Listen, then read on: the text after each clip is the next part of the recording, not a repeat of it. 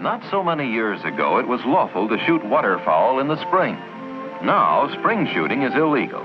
But every autumn, 2 million Americans crouch in the rushes with loaded guns and thrill to the magnificent sport of duck and goose hunting.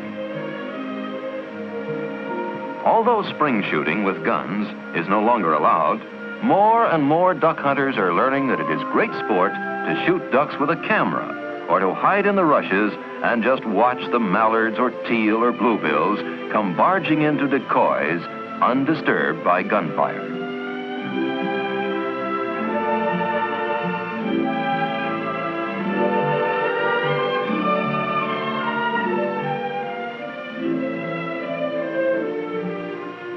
Among the most common of our waterfowl are the scaup, generally called bluebills or broadbills. Scaup are diving ducks. They feed in deep water and make a real dive for their food instead of just tipping up in shallow water as a mallard or teal does.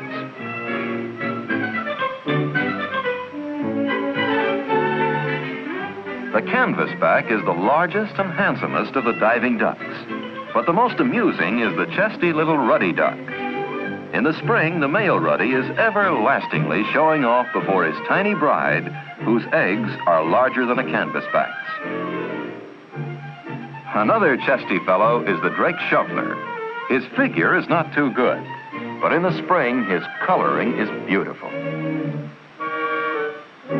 While watching ducks, you may see a pied-billed grebe. He can get underwater in a hurry, or if he wants to settle into a school of minnows and grab one off for lunch, he can submerge very slowly.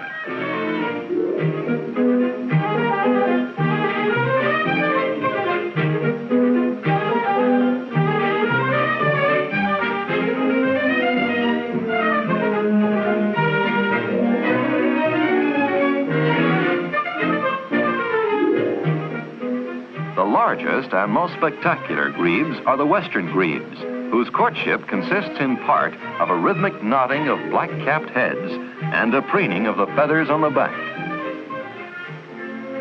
In the spring, the drake pintail is a mighty fine-looking fellow, even finer-looking than during the hunting season. For now, he is wearing his wedding garb, or, as the birdmen call it, his nuptial plumage. Now he has the long tail feathers from which he gets his name. Perhaps twice a day he is joined by the hen pintail, who leaves her nest to get food and water. While she feeds, the drake keeps alert for possible danger, his head held high by his long neck.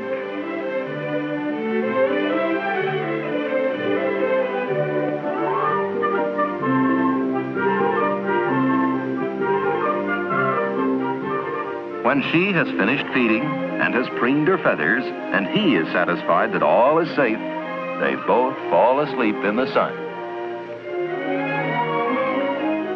A drake mallard swims quickly by, and then a pretty little green-winged teal comes along. The fellow with a white crescent on his cheek is a blue-winged teal.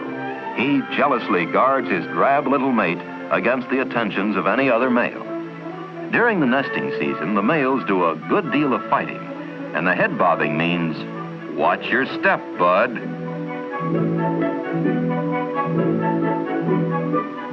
Two redheads go by, and the drake slows up to scratch his head. Then they swim in and take a good look at Mr. and Mrs. Bluewing.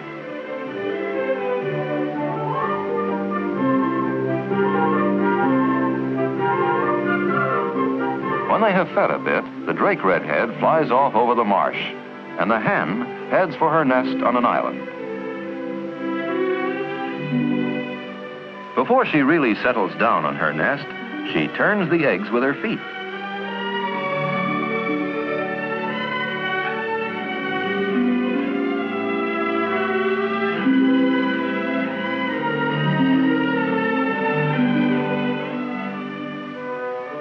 People have a notion that ducks always nest in rushes over water. Diving ducks usually do. But even redheads and canvasbacks sometimes nest on dry land, though always close to water. On the other hand, surface-feeding ducks like mallards and teal and pintails will nest far from water.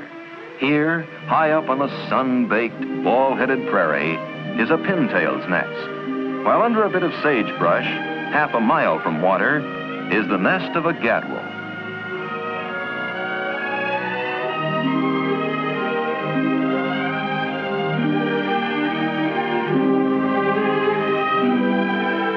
When ducklings hatch, they often have a long and dangerous overland journey before they reach the relative safety of the nearest water.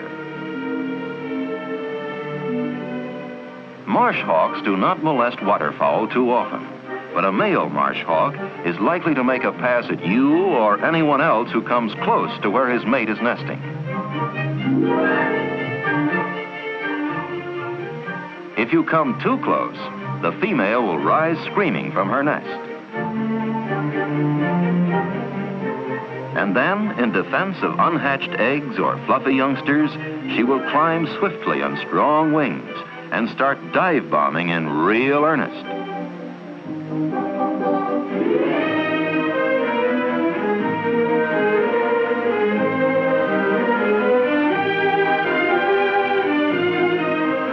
And while she dives at you, the red-winged blackbirds dive at her, like fighter planes pouncing on a bomber.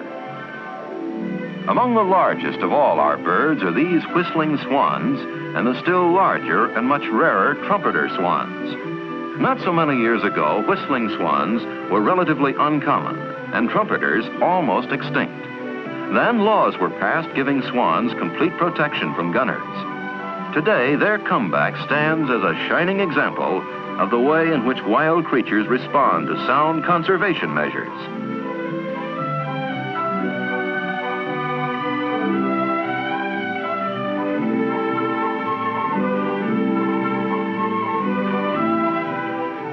Among waterfowl, there are no better parents than Canada geese.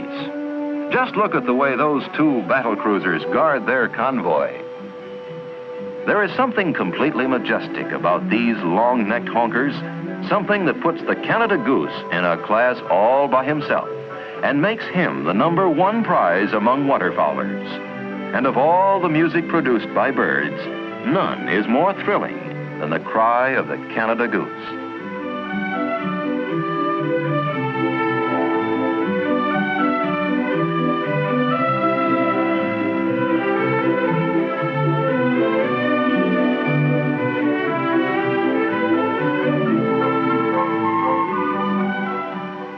Migrating waterfowl are always a stirring sight, but especially stirring are the great waves of blue and snow geese that every spring move slowly northward through Nebraska, Minnesota, the Dakotas, and Manitoba.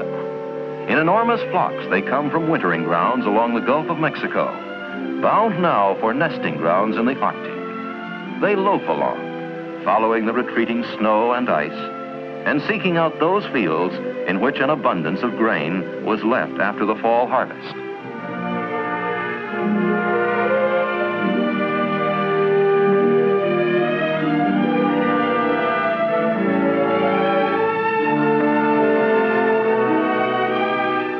Shooting waterfowl with a camera is every bit as exciting as shooting with a gun.